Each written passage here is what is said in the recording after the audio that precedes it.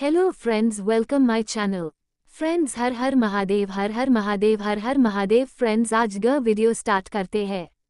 आज ग वीडियो है शिव, गणेश और पार्वती गणेश के जन्म की कथा। सद्गुरु कहानी सुना रहे हैं कि किस तरह शिव ने गणेश का सिर काट दिया और बता रहे हैं कि लोकप्रिय धारणा के विपरीत उनके सिर के बदले हाथी का नहीं, बल्कि शिव के विचित्र साथियों, जिन्हें गण के नाम से जाना जाता था, उनके सरदार का सिर लगाया गया था। गणेश जी की कथा। सद्गुरु शिव एक तरह के घूमते फिरते रहने वाले पति थे। वो लगातार कई सालों तक घूमते रहते थे, वे कहीं भी चले जाते थे। उन दिनों कोई सेल फोन और ईमेल नहीं हुआ करते थे, इसलिए जब वो जाते थे तो पार्वती का उनके कोई संपर्क नहीं रहता था और वह काफी अकेलापन महसूस करती थीं। साथ ही शिव की प्रकृति को देखते हुए उन्हें मानव मूल का नहीं, यक्ष स्वरूपी माना जाता था, इसलिए पार्वती उनके बच्चे को जन्म नहीं दे सकती थी। तो अपने अकेलेपन और इच्छा के कारण और मातृत्व भाव की वजह से उन्होंने एक शिशु को बनाने और उसमें प्राण फूंकने का फैसला किया। उन्होंने अपनी एक चीज ली, अपने शरीर पर लगे चंदन के लेप को तेल के साथ मिलाकर एक शिशु का रूप दिया और उसमें जीवन डाल दिया। ये भले ही दूर की कौड़ी लगे, लेकिन आजकल विज्ञान में भी इस तरह की चर्चा होती है। अगर कोई आपसे एक एपिथेलियल सेल ले तो किसी दिन हम उससे आपका कुछ बना सकते हैं। पार्वती ने उसमें प्राण फूंक दिए और एक बच्चे ने जन्म ले लिया। शिव ने गणेश का सिर क्यों काटा? कुछ साल बाद, जब वो लड़का करीब 10 साल का था, तब शिव अपने गणों के साथ लौटे। पार्वती स्नान कर रही थी और उन्होंने उस छोटे बच्चे से कहा, ध्यान रखना कि कोई इस तरफ न आने पाए। लड़के ने कभी शिव को देखा नहीं था, तो जब वह आए, लड़के ने उन्हें रोक दिया। शिव दूसरे ही मूड में थे, रुकने के लिए तैयार नहीं थे, तो उन्होंने अपनी तलवार निकाली और लड़के का सिर काट दिया। फिर पार्वती के पास आए। जब पार्वती ने उनके हाथ में खून लगी तलवार देखी, तो वह समझ गई कि क्या हुआ। उन्होंने लड़के को सिर विहीन वहां पड़े देखा तो उनका गुस्सा भड़क गया। शिव ने उन्हें समझाने की कोशिश की, कोई बात नहीं, वह तुम्हारा असली पुत्र नहीं है। आखिरकार तुमने उसे बनाया और मैंने नष्ट कर दिया, इसमें क्या परेशानी है? लेकिन वह सुनने के मूड में नहीं थी। गणेश के पास हाथी का सिर क्यों नहीं है? बात को सुझाने के लिए शिव ने अपने एक गण का सिर लिया और लड़के की धड़ पर लगा दिया। गणेश चतुर्थी वह दिन होता है जब उनके सिर को दोबारा लगाया गया था। शिव ने गणों के सरदार का सिर लेकर इस लड़के पर लगाया था, इसलिए वह बोले, अब से तुम गणपति हो, तुम गणों के सरदार हो। बाद में जाकर कैलेंडर कलाकार इस दूसरी तरह के प्राणी को नहीं समझ पाए और उन्होंने एक हाथी का चेहरा बना दिया। कथाओं में बताया जाता है कि कैसे गणों के अंगों में हड्डियां नहीं होती थीं। इस संस्कृति में हड्डियों के बिना किसी अंग का अर्थ हाथी की सूंड से लगाया जाता है, इसलिए कलाकारों ने हाथी का सिर बना दिया। आपको मानसरोवर के किनारे कोई हाथी नहीं मिलेगा क्योंकि वह इलाका उनके लिए सही नहीं है।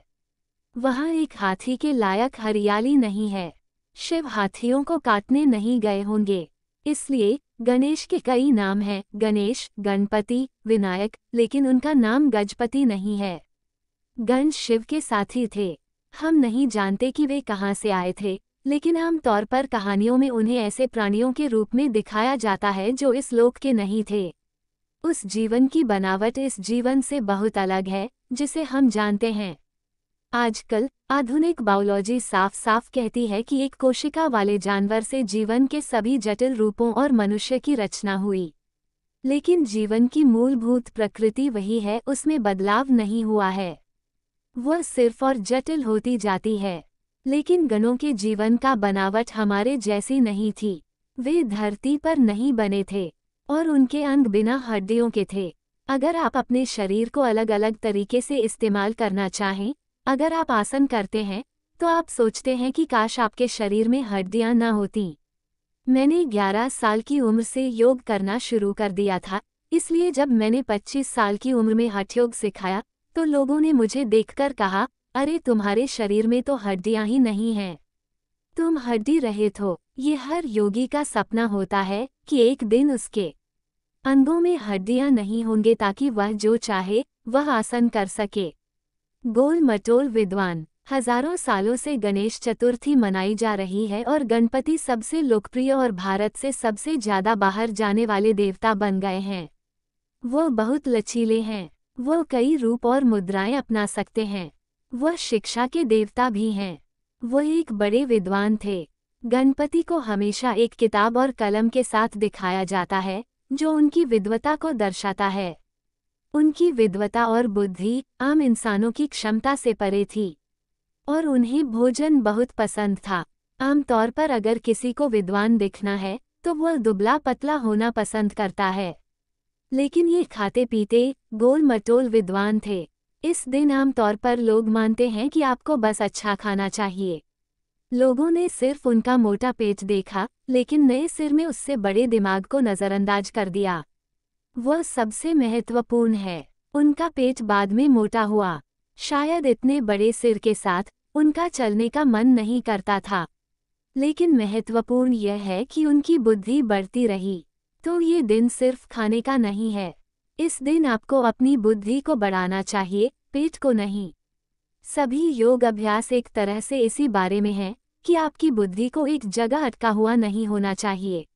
ऐसे हजारों उदाहरण हैं जहां लोगों ने सरल आध्यात्मिक अभ्यासों से कई अलग अलग रूपों में अपनी बुद्धि को बढ़ाया। चिंता मत कीजिए, आपकी सूनर नहीं निकल आएगी, लेकिन आप बुद्धि को और बढ़ाने की कोशिश कर सकते हैं। गणेश चतुर्थी का महत्व। मानवता ने हमेशा अच्छे लोग पैदा करने की दिशा में काम करने की बड़ी गलती की है। हमें अच्छे लोगों की जरूरत नहीं है, हमें समझदार लोगों की जरूरत है।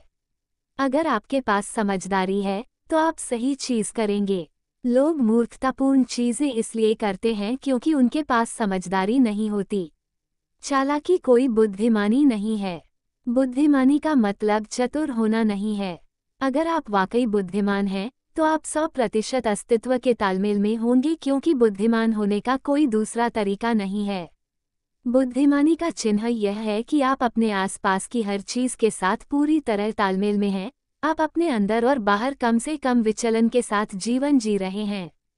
गणेश चतुर्थी कम से कम अपनी बुद्धिमानी को बढ़ाने की कोशिश शुरू करने का दिन है। अगर आप सुबह में आसन करते हुए बिना हड्डियों के हाथ पैरों के लिए मेहनत करें तो ऐसा हो सकता है।